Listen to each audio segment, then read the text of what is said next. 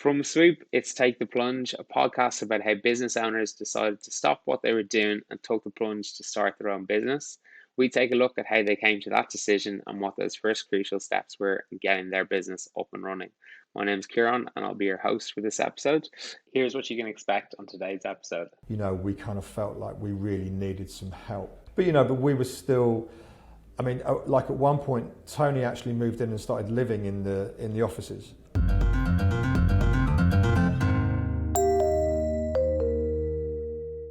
Today, I'm delighted to be joined by Chris Goss, co-founder and managing director of Hospital Records Limited. Hospital Records is an independent record label in South London, primarily releasing drum and bass. The label was started in 1996 by Tony Colman and Chris Goss and has grown in recent years to become one of the most well-known labels within UK dance music. You're very welcome, Chris. Thanks so much for coming on and joining us. How are you doing today? Yeah, I'm all right. It's a pleasure to be here. Cheers. So can you tell us a little bit about what you were doing before setting up Hospital Records and kind of why you decided to stop doing that and take the plunge, so to speak? Sure. Well, I studied art and design at college, and I came back to London from studying in Yorkshire. Couldn't get a job, naturally. That was around 92, and I just started working in the Virgin Megastore on Oxford Street, which was crushingly demoralising. But at least I was still around music, Yeah. What I used to do was basically every lunchtime I would just escape Oxford Street and go into Soho because particularly early 90s, Soho was really vibrant for basically record shops. There were at one point I think over 60 record shops in Soho. Right. So I'd just spend my lunchtimes there, and I'd always go to a store called Soul Jazz, which was my favourite, selling old rare groove jazz music, hip hop, house music. And in the end, I ended up getting like a part-time job there, and I left the Megastore finally after about a year and started doing a couple of days a week at Soul Jazz. And through that, I kind of got more immersed in that community, of music lovers, record buyers, DJs, radio hosts, you name it. It was a really wonderful place to work. And on the side, I was doing a little bit of graphic design. I was just doing I was designing flyers and business cards. And I met a promoter who promoted at Ronnie Scott's, and I used to do some of the adverts for them. Like back in the day when Time Out magazine was like London's internet. In the early 90s, and so it was full of music listings, and I used to do a lot of the adverts for places like Ronnie's. Through that, I ended up meeting a few of the bands that were playing there. One of the bands was a band called Is It, and that was a band sort of fronted by Tony. So I got to know Tony, and in around mid or late '93, he asked me to do some artwork for him, and then he ended up. When I delivered that, he said, "Well, do you want to come and run this record label that I have?" And I said, "No." I said, "No, I'm going to be a very famous graphic designer, so cheers for that." But I woke up the next morning thinking, "What am I doing? Like, no one's going to ever ask me ever again to run a record label." So I rang him back, and we started working together. So we worked on that. That label was called Tongue and Groove Records, and was very much like an acid jazz record label, which was, people forget, honestly, acid jazz was a huge scene, London, Europe, America, Australia, and so we worked together on that for about 2.5 years, and we had about 18 months, 2 years that we were just flying. We did a record deal in Japan. We got investment from that. We moved out of Tony's bedroom and took on a rental in West London, where we had like a basement studio and a street level office space. And that was like '94. We moved in there, and it was really exciting, and it was hard work, but it was great. But by mid to late '95, the music scene had changed so massively that we were realising that acid jazz music was nowhere near as hip as it had been, and so frankly it was getting a lot harder to do what we were doing, and we were a bit lost in terms of what we were doing. And to be honest, I actually started looking for. I got offered a job actually at Soul Jazz at their record label, And I was very tempted to take it, to be honest, because it's, you know, that continues to be a real benchmark for me in my record collection and my music taste. So, you know, we were sort of like late 95, things weren't really looking that good, but Tony convinced me that the two of us should have one sort of last hurrah, and that we should actually try and start making music together. Because up until that point, I was just helping run the label, and it was all about his band and the other artists we had. And so, you know, we spent about 6 months just basically messing around in our West London studio, making a whole bunch of different music. We were making kind of house music and drum and bass music and breakbeat music, and, you know, really enjoying ourselves, not really knowing really what we were doing. But as we sort of ended the year, got into early 96, I think we started to realise that there was some real energy around what we were managing to do together, and we decided that we wanted to start a new label, and that is basically how Hospital started. You know, we kind of ended up releasing our first record down, I think it was April of 96. And kind of what bit, like, it's obviously it sounds like a lot of experimentation there before you decided to get official with Hospital. At what point did you feel actually there's something in this, we're working well together as a team? Was it you were getting a lot of good reception of what you were putting out there? Kind of what kind of gave you the indication you go, yeah, we've got something here? I mean, I suppose because we'd already worked together for, I guess, 2 years, actually almost 3 years. Crucially, we felt confident in our working relationship, and we felt confident in that kind of creative relationship. So I guess that was primarily the motivation to try something else. In terms of that big sort of stylistic shift, we were just chancing our arm and thinking, what's the worst that can happen? You know, what's the worst that can happen? We can do this, we can make a bunch of music, we can have a go. We've got the basics, we know how to release music, we know how to basically run an independent label. So that's great. We've got that under our belt.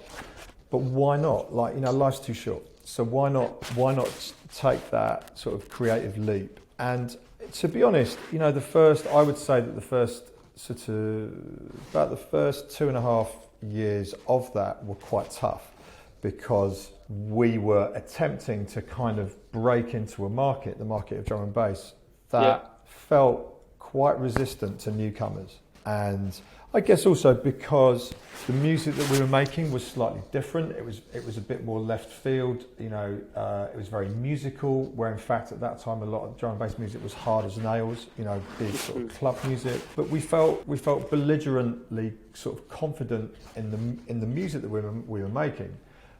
But you know, when you're essentially sort of knocking on doors, trying to get DJs to play your record, etc., trying to get noticed by magazines, all of that kind of regular stuff, as anyone would imagine, it can be quite demoralising when you're not really getting anywhere.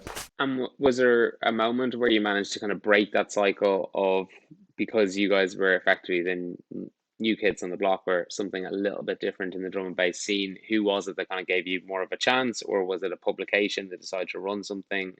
Well, it was just gradual breaking people down? We tend to always reference one song in particular, like our seventh release was a tremendously self-indulgent record. I mean, it's like it's 11 minutes long, and in some ways it was about as stubborn a record and as sort of obtuse a record as we could deliver. It was quite out of step with a lot of other things that were going on around us. But we felt very passionate about it, and we were lucky that there was certainly one. You know, we had one positive shot in the arm that while we were still trying to really get established, out of nowhere, 2 Japanese guys turned up at our door, and we were like, "Hello," and they said, we're from Sony, and we've come here from Tokyo, and we'd like to sign you. And we went, what? And you know, these lovely guys came into our studio and sat down, and you know, we had cups of tea and had a chat, and we signed a deal with Sony in Japan, because you know the Japanese have such an incredible appetite and knowledge for culture. And they were on it. You know, they'd come over and they signed up, you know, people like Ronnie Size and I think DJ Hype and Goldie, and they also signed up us for their Japanese label. So that, you know, that did give us, you know, crucially it gave us a little bit of money, but it also gave us some confidence. Nice. and some belief. And as a result, we actually, in late '98, we went on tour in Japan. We went and DJed in a bunch of clubs, which was absolutely amazing. And I remember very well being in a club in Tokyo, a club called Yellow. And Tony and I, we had this track, Song in the Key of Knife, on a DAT, because that's how long ago it was. And being Tokyo, of course, the amazing thing is the DJ booth was incredible. So they had a DAT deck. And we played this track, and we said to each other, right, let's play this now. If this doesn't work tonight, maybe we're just going to have to call it a day. And it went down really well. It sounded great on a beautiful sound system. We were probably overcome by an extra tequila or two, and so we kind of came back to London feeling quite invigorated. And that was the first record that then Fabio picked up and played on Radio 1. And a few other DJs picked up, and it was that first moment when we felt maybe we have a chance here. Nice. Maybe this community will actually bring us in. Well, I suppose with the investment on the Sony side of things, did that allow you to bring more people into hospital, or was it just give you guys more time to focus on producing more records? Kind of what kind of pathway did you kind of take there? I think at that point, that financial input was really just something that we could thankfully put into our overheads. I mean, in the first couple of years, to be honest, certainly the first sort of 3 or 4 years, both of us were kind of holding down other freelance jobs. We didn't have full-time jobs, but Tony was able to deliver kind of production music to different companies as a freelancer. I did a lot of freelance graphic design work, for a number of record labels and a couple of record shops. So we were both kind of working constantly. But when you're really excited by a new project, it just doesn't really matter. You just do whatever it takes. So I guess something like that, that record deal with Sony was just, honestly, it was as much about our kind of confidence and positivity as anything else. But certainly, that I mean, and don't get me wrong, like the money wasn't huge, but it made a difference in as much as we could pay a few more bills. We could probably take on a few, maybe a couple less freelance jobs. But it was a while until. I think our first member of staff came in maybe around '99, because that was when we released our first artist album, and we kind of felt like we really needed some help. But we were still. I mean, like at one point, Tony actually moved in and started living in the offices, and because the way the building was that the studio was in the basement, and there was also like a. There was like a funny little kind of bathroom and a little kitchen and even like a portable sauna from when it had been a previous recording studio. So it was vaguely livable. And to his credit, he moved in because he was trying to also save money. It was a bit hand to mouth for a few years, but I guess the sort of the belief was there. And talk me through the kind of finding or discovering another artist on the label, because you mentioned bringing in a member of staff in '99 to reflect, giving that support. Did you naturally start talent scoping, or was it just something that happened naturally? I mean, happily, it was the latter. When we'd set up in the first place, to be honest, we set the label up because we didn't for a minute think that any other label would sign our music. We knew we'd need to do it ourselves. We also liked the prospect of having the control over what we wanted to do in every aspect of it, particularly like the visuals and the packaging and you name it. And to be honest, it was a really pleasant surprise when people just started sending us music. We hadn't been asking for it, we weren't looking for it. And one of the first people to send us music was Danny Bird, who's coming in here for a meeting in about an hour. Awesome. And then one of the second people to send us music was High Contrast. And when you're fortunate enough to get that kind of caliber of artist and creativity, inevitably you then start thinking, all right, well then, so maybe we should put out other people's music too. Because in all honesty, we just set it up for ourselves. Not in an arrogant way. We just wanted to be self-sufficient. How did you find that transition though, from, I suppose, being very focused on yourselves to be like, okay, I need to start considering other people and how do I get their music out? Was that a natural transition, or was it tough to? Well, the thing is that, of course, with the previous label Tone Groove, we had done that, so we Yeah, had, we had that experience, and so I think we had enough confidence in ourselves to build those working relationships and to know how to try and take care of and support an artist with their music and their releases. I think the significant shift for us as a pair was that for the first 3 or 4 years, really everything was kind of based around our music and our project, which was really the London electricity project as the two of us, and a lot of press and touring and just moving from project to project like that. But as we brought in Emily, our first member of staff, and then we got to know Danny and Lincoln, and then we just started to release a couple of singles by them. That kind of chimed quite neatly with also a creative shift, particularly for Tony. And he was saying, look, I feel like I want to be able to move forward with this musical project as a solo artist.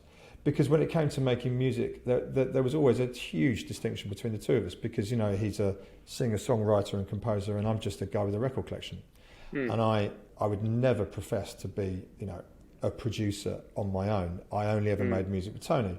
And it seemed quite clear to both of us that things were shifting in a positive way, but that we were going to have to embrace some key changes within our setup. And it just became very clear that really the obvious thing to do was that I would sort of withdraw from the studio and from producing music, and I would just focus on the label, enabling Tony to focus much more on the songwriting and the music. He would, he continued to be a key member of the structural setup of the label, but was able to spend a lot more of his time just as an artist. And so then I was working with Emily, and then, other staff that we brought in, and it was probably the most obvious but smartest thing we ever did. And I suppose, how did you find kind of the whole going through and growing a business, so to speak, in terms of getting more artists on board, trying to manage them, but also growing your own staff roster as well? How did you, was that something that came naturally to you, or was there bits that were kind of more challenging than others? I mean, I think it's fair to say that we were very fortunate. We were very fortunate with the kind of people that seemed to sort of gravitate towards us. Some of that came through, being on tour and doing gigs and being backstage with other artists and meeting promoters and writers and, photographers. And some of it just, it's cheesy, but it was relatively organic. People just seemed to sort of gradually kind of come through at the right kind of time. And, we had no business plan. There was no sort of whiteboard with a set of targets. There really wasn't. Okay.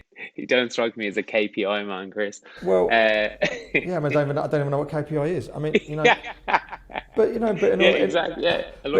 all honesty, it was driven by instinct and conviction in the music, because we were a record label. We are a record label, and that is always our key focus and foundation for everything that we do. So we just felt that if we continued to put our heart and soul into the music and the songwriting and the production, and then the visuals and the packaging and how we shared that it would gradually establish itself. And as I said, happily, people would come through. And then I suppose very lucky then in some respects that you were able to have that attractiveness and was able to grow in that organic sense. But I suppose as it was growing, was it something that you're looking at external investment to grow more at, or it was able to just naturally kind of grow at its own pace? Yeah, no, we never looked at external investment. We've never had any. We'd never taken out a bank loan until we took out a mortgage on the first building that we bought. I think first of all, because we're two very stubborn old men, and we militantly felt that this business had to grow on the basis of the quality of the music, and the music being valuable enough that people wanted to invest themselves in it. Yeah. So for me, external investment essentially first of all means compromise, because whilst it's tempting, and many record labels would be saying, well, we need this kind of an office space and it needs to be in that part of town, and I want, a named parking space. So I'll just go and ask someone else for, $500,000 or whatever it takes to get that.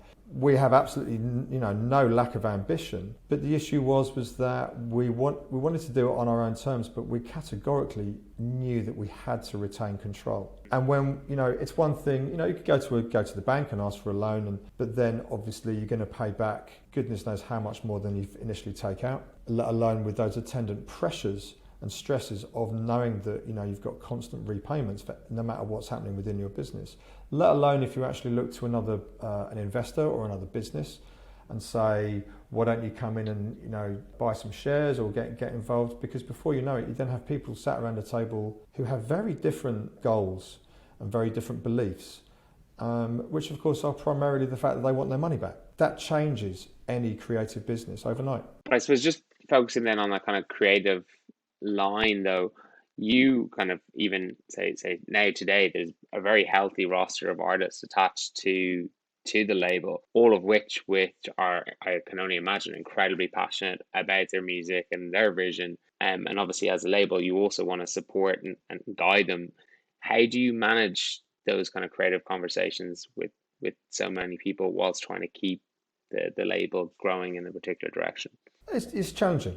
It's challenging, and never more so than a year and a half into a global pandemic, of course, which we all know is something that has affected everyone, no matter what they may be doing with their working day. So the relationships with our artists have probably actually never been more important, because we're at a point now when most of them have been suffering financially. I mean, significantly. Because particularly in my world, all of our artists, performance income as DJs is a key part of their financial calendar, and it's just been wiped out. So that's an enormous burden and challenge for them to take on. So we have been doing everything that we can to reach out to and support them in whichever ways we think we can. And of course also they're all quite different people. Some of them have families, some of them are in their early 20s living at home with their parents. Some of them live on the other side of the world with a partner. Some now have day jobs for the first time in maybe 15 years. Some still work full-time on music. It's a very, very broad range of experience, but we've continued to just do everything that we can, particularly within the sort of senior leadership team, like myself, the other directors, the senior management, particularly any of the staff that are involved in the A&R team, who are often the ones that have more regular contact with the artists around their music making. So the most important thing to me is that we're in touch, is that we're in communication, and that they know that we're always on the end of a phone, a Zoom screen, whatever it might be. We've also set up a hardship fund, which is actually for our artists and our staff, just so that they also know that if, God forbid, if they were to get into real problems, that we can set up some kind of basically a grant to them if they need it. That, just, it's not really means tested, it's just kind of common sense. But in any case, that's something that we've also set up just for a bit of reassurance, because when you've got artists who might have two small kids, as is the case for a couple of my artists, and they've got a lot of bills to pay, and I mean, it's stressful enough having a child without all of these kind of pressures. But having said all of that, one of the main things for me is to continue within that dialogue with the artists, is to continue to say to them, whatever you do, don't lose sight of just how powerful and essential and important your music is, because you have monthly listeners, Patreon fans, hospital fans, kids that go to your gigs, wear your t-shirt, you name it, and they're waiting for your new release. So whilst I understand, the challenges, or maybe feeling like, well, is there much point in putting out dance music when there are no gigs? I firmly believe there's never been more reason to release music during a pandemic, when so many people are finding life really hard. Yeah. And we certainly had a few artists early on last year who were saying, I don't see the point. But all of them are absolutely writing, producing and creating. Some of them have actually been more creative during the pandemic than they've ever been. Yeah, because I was going to ask, I was curious to ask you about that. Like, Obviously, as you alluded to, some of them might have been stymied at the start, but maybe it was through fans going, "Look, Jesus, I need to hear something." Did they kind of get back into what they were doing and produce some great stuff? Has that happened by the sense of things? Yeah, I mean, the fact is that, our release schedule is the busiest it's ever been. So that's one indicator. I mean, Great. we have 27 exclusively signed artists, which is probably about the biggest the roster has been. But I know for a fact that we are creating and delivering consistently great music week in, week out. That said, I do know that certainly for, let's say, some of our more dance floor, club focused artists, it is tricky when, as an artist, you don't have that simple testing ground of Yeah, the club system and the crowd that we've all grown up with. When so often our artists, very naturally, when they're working on music, they will road test things in a club environment or at a festival. And so that's really hard. It's hard to not have that, and so I've not had that for so long. So I think it's fair to say that for maybe for some of them, maybe who are more in that kind of a space, they've maybe taken their time a little more. They've been a bit more cautious about when they bring new music through, but they are still releasing. Whereas maybe for some of the artists, we have a very stylistically very broad range of people that sit in this BPM space. We have other artists, who make quite minimal, stripped back kind of music. A lot of singer-songwriters, a lot of vocal tunes. We're always focused on album projects, which are maybe a different kind of experience to the sort of traditional club banger. So, but yeah, as I say, the most important thing for me is that we can continue to do our job as a label and a publisher, which is primarily to continue to nurture, support, and celebrate exciting new music. mm. And well, hopefully in the next kind of couple of weeks, months, they'll get more opportunities. Like obviously not a music example, but I had the opportunity to get into Clapham Grand a couple of weeks back, where some of the comedians were getting to road test for the first time. And Russell Howard was supposed to come on for 20 minutes. She couldn't leave the stage. She was on for 2.5 hours. She was just getting so much energy being able to test the stuff out there. And obviously, as a crowd, are like, Jesus, yeah, don't leave the stage. This is awesome. But it was just so nice to see someone so happy to get to do what it is that they want to do. And obviously, there's some kind of mainstream festivals, kind of wilderness and things like that coming back on. But there's also more and more festivals coming in August and September, and please God, they'll run. So I'd imagine, is there a few of your artists kind of getting those opportunities to get out there and test their music again? They are just they're all just kind of chomping at the bit, waiting. I mean, Yeah, we all know that the government approved date now is the 19th of this month, mm, and so plenty of the artists have gigs, club gigs, outdoor gigs, boat parties, anything, yeah, probably from that week forward. So I fully expect that for a number of them, lots of them have been playing those kind of sit down shows, yeah, just to be out and about, to hear music on a system, and just to have some level of social connection. But when you're a drum and bass producer, people sitting down no, at a picnic table is not really the one. no, Um, it's not. so I've no doubt that, to be honest, I imagine for a lot of them it will probably be quite emotional, because it's been a long time coming, and I think that for most of them the shows will really start to roll out from the end of July. I mean, sadly, some festivals have gone, Yeah, that they won't be happening. We have our own festival that we are crossing fingers for, which is the Weekend in the Woods in yeah, September. So that, and as a company and as a team, we're, as you can imagine, we're very sort of focused on that, and just very, mm, very hopeful that we can get to that point, because that will feel like a major kind of Everest climbing achievement. yeah, amazing. And obviously, live music and the reaction, the connection with fans and producing music is the pinnacle. But I'm really curious just to hear about your experience from all the different mediums that has kind of occurred from your earliest days. Obviously, getting things out in records, CD, Napster, Apple Store, Spotify, Vivo, SoundCloud, everything, Patreon, as you touched on. How have you found kind of deciphering kind of which mediums have been good for your artists, for your type of music, and kind of what role have they played in the last year and a half? Well, I mean, it's, sometimes it's a little bit breathtaking, just considering all the different platforms these days. When we started, really when we started, there was barely any sort of personal use internet. When we started, we had a fax machine, which was the size of a fridge.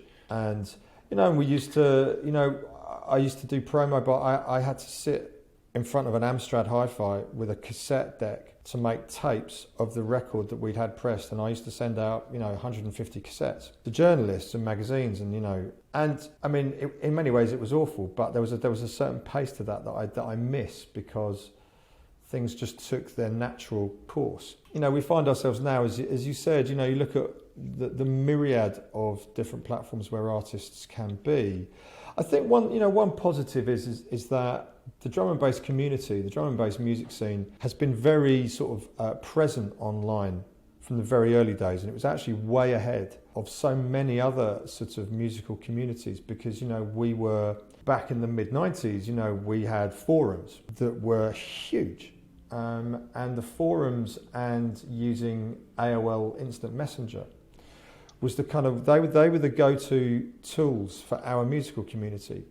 And they would just be chatting online and then using a messenger to talk to other producers, to share files. It took quite a long time, because it was 1G or whatever. I don't know, it wasn't even a G at all. But so the drum and bass community has kind of been on it in that respect, and very quick to, I think, to use whatever software was available to us. We're now at this point where, is there too much? The biggest challenge, I think, right now, with where we are in 2021, with the digital landscape that we're familiar with, is that the sheer open floodgates of content. I think the current stat is that Spotify uploads 60,000 new tracks a day. Which is a horrific stat. Because no one... I really want to know your opinion on that. Yeah. No one can possibly guarantee the quality of those tracks. Nah. It's just stuff. And so cutting through that white noise is getting harder and harder. And also, to an extent, I feel that increasingly trying to actually convince maybe particularly young artists, or actually maybe all of them, from the youngest to the oldest, that there is a reason why record labels exist. Because the danger is that now in this UGC universe which we inhabit, like where of course everyone's a star, everyone's a broadcaster, everyone's an artist, everyone's a record label, and there's this notion that, well, all you've got to do is just finish the track on your mum's iPad, upload it to the internet, and you're a superstar, you've got a record label. But the filter that is absolutely necessary to edit and frankly censor some of the content that should never make it is being lost, because somehow we now have this belief that I can do it because everyone else does it, and that's just not good enough. And I accept that there will continually be more and more artists that quite firmly believe that they don't need a label, they can do it themselves because they have the tools and the understanding of the technology, and yes, they do. But what they miss out on is the relationships and the dialogue and the challenge of, is that your best piece of work? Or actually, do you think that should be uploaded at all? Or do you not think you should go back in on that? Or maybe actually you've got something better, or maybe you could wait 6 months. And do you feel like, I know this could be a completely sweeping statement here, but do you feel younger artists are receptive to that kind of critique, or is it more challenging with younger artists to do the kind of feedback loop with them? It's fairly varied, I think. I think it's tempting to consider that the younger artists just simply don't listen because this is literally what they're growing up with. I mean, my oldest daughter's 21, so I've kind of seen it through my girls in literally what they have grown up with and what maybe their perceptions are of the cultural world around them. So yes, in some ways, the artists that are coming through age sort of 17, 19, 21 probably may assume that actually all of this stuff is easy and that there's no need for all these people in this building to get in the way of what they do. Although sometimes, in fact, actually the younger artists are so actually that they're actually focused and ambitious that this is everything that they aspire to. So I think it's important to not, me personally, to not sort of just assume that young people are difficult, because young people are great. I mean, I've got this whole bunch of young people just sat there working hard, and I learn so much from all of them. So it's just, a lot of the time, it's just someone's mindset, and you can never really tell. But the catalogue and the company really is purely based on positive working relationships with artists and staff and partners. And when it comes to the artists, really, it's ultimately down to sitting down with an artist and saying, I need you to have faith in me and have faith in us. And I need to be able to reciprocate that, and I need to have faith in you and what you're doing. Now, the fact that we're having this conversation means that I already have that, because I wouldn't be wasting my time if I didn't think that you had the creative abilities that make it essential for you to then potentially come into this company. But I do need you as an artist to have faith in us, in our experience and understanding and commitment that we will do exactly the right job for you. That doesn't fit for everyone. And I think in some ways, really, it probably fits less and less, which is a sadness to me, but it doesn't make me think that in any way that we're not relevant. I mean, in so many ways, we're more relevant now than we've ever been, because of that overwhelming landscape of tat that is out there, of just thousands and thousands and thousands of pointless tunes. But is that probably kind of alluding there? Is that going to start to work more in your advantage? Obviously, things will open up, and hopefully everything will happen. In the Woods will run. It gives you the opportunity to really showcase quality, so to speak, so that as 80,000 tracks get uploaded onto Spotify in 2 months' time, that you can probably stand out more and more as a differentiator to the tat, so to speak. And I suppose is that where I suppose the key thing for hospital is going forward, is to be that kind of beacon of quality in the kind of section of music that you guys are so passionate about. Yeah, for sure. And I think one distinction is that I will always appreciate that I can't expect people to make that kind of value judgment that you described purely based on the style of music, because everyone has different tastes. So there will always be people that just think that the music we put out isn't any good, or is crap, or is naff, or that it just doesn't move them. But that's just personal taste. Yep. That doesn't have anything to do with everything else around it, and what we are building here, and how we value and nurture careers, because that's what it's about.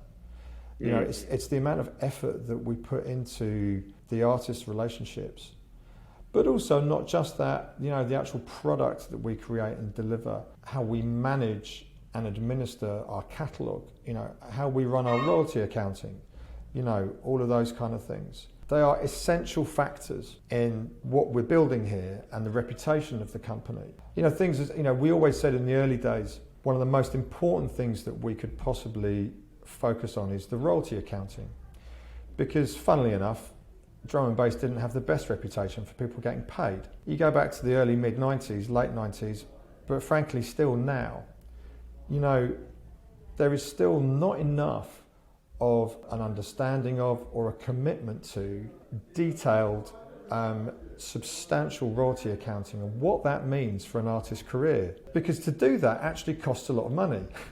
Yeah. If you try and imagine, like, you know, 15, 20 years ago, the royalty accounting was a bit complicated, but it was manageable.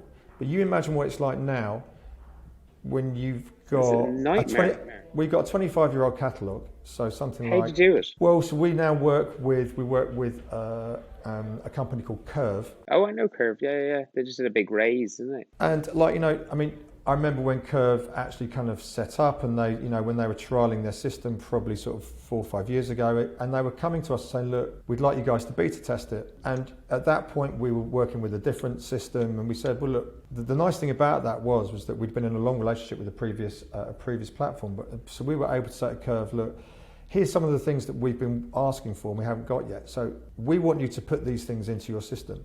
And within reason, they did. Not absolutely everything, but to their word, you know, they listened, they took on board a lot of our feedback, and so it finally got to the point when they actually launched. And as you might imagine, you know, after putting quite a bit of effort in, you know, we got a nice deal for when they launched. And it's a great system. crucially, it's a system that, it still costs a fair bit of money annually for the company. But when you think about the millions and millions of lines of data that we get from our catalogue across multiple global streaming platforms, and that's just the streaming platforms. Think about the physical, think about But I'm just fascinated, like, how do you, obviously the streaming stuff, obviously there's huge volumes of data there, but I can kind of get my head around how you can get access to that and understand it. But how do you get out into the physical side of things and track that? In the ways that we always have done, on the basis of, so we have our own well-established online store which we operate here. So obviously we manage all of the back end and the accounting of that ourselves. There are then we work with Proper Distribution, who are our physical distributor here in London, and then there are their various partners that they work with around the world, and that's to account for the vinyl and CD audio products. Through the store, we obviously have all sorts of other things, very large merchandise range. And obviously you've also got the whole event side of the company. But it's worth, I suppose, the reason it's worth going into is that record labels can always third party this. They don't have to do it themselves. I think that's a mistake. If as a record label you have ambition, if you have ambition, really your ambition should be to understand every aspect of the business.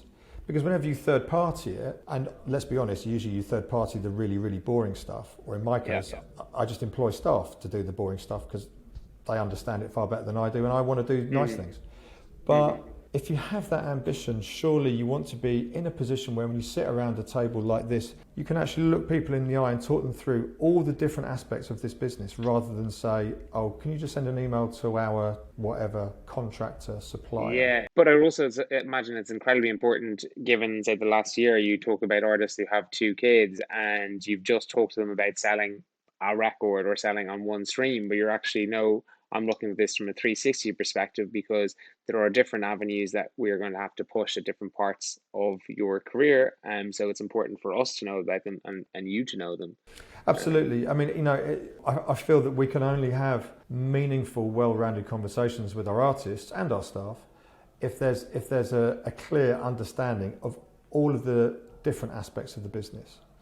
So we have like a quarterly directors finance meeting where we just go through absolutely everything, and within that, that's the first point at which the directors can then get a clear understanding of all the various departments and how they're performing, where they might be underperforming, what the impact might be, how we've been, where we've been impacted by something like COVID, or where we've been impacted by other issues, how that runs through certain aspects of the business. Sometimes there are nice surprises. Sometimes you actually kind of understand that, in fact, where you may have anticipated a real dip, maybe in music sales, in fact, there was a real dip and this is going back to last spring, there was a real dip for about 3 weeks, and then there was an upsurge, and then it was solid. But it's essential to have those regular assessments where you can actually sit down and share with each other, like, oh, okay, so that's actually better than we thought. But then over here, we've got a dip here and a dip here, and let's assess that. Let's then sit down with the department managers and talk it through and understand it. But ultimately, all of that work then goes back to conversations with the artists, so that we can really speak with a current understanding of what is happening around them and what is potentially happening to them directly. Amazing. Chris, I think I could probably sit here and chat to you all day. I just find this totally interesting. But I'm also conscious. I remember you saying you have to bounce at 11. So I could honestly listen to you all day. This is so interesting. And like, I'd say it's just been mad how much it's changed since it's between yourself and Tony. And by the sounds of things, you've never had a bigger roster. So there must be so many kind of different elements you're looking at. But I imagine people have making a huge difference in terms of, as you kind of alluded to there, there's some areas I just need to bring in someone else to do because that's their expert. So I'd say finding the right kind of people must be pretty crucial over the last couple of years. Yeah, the recruitment side of things, has been, we've been blessed. In the very early days, it was just pure luck.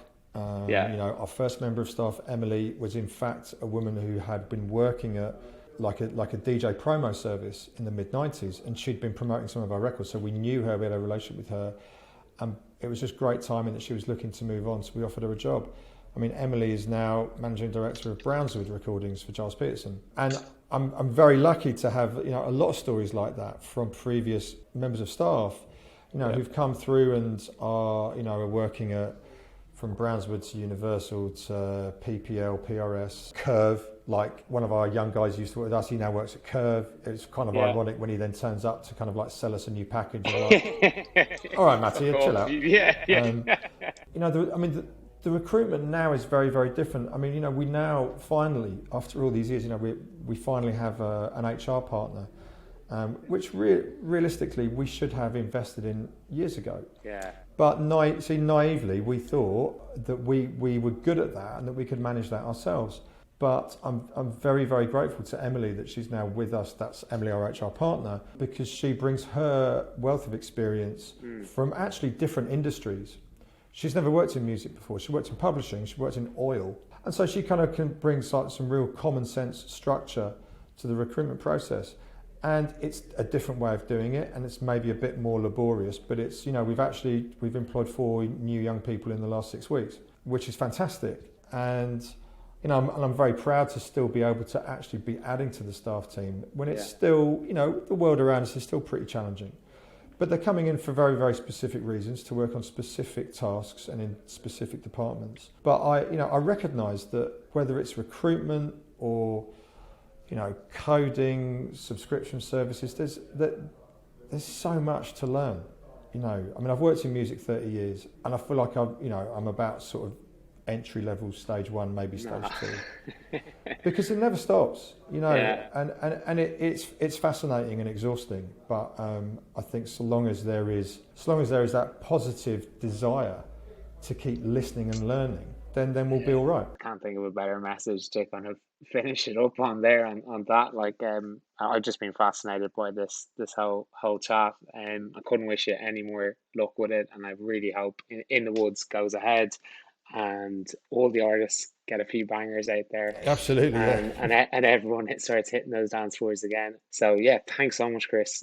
Pleasure. Wish you a smashing day, and thanks so much for taking the time to chat to us. All right, man. Take care.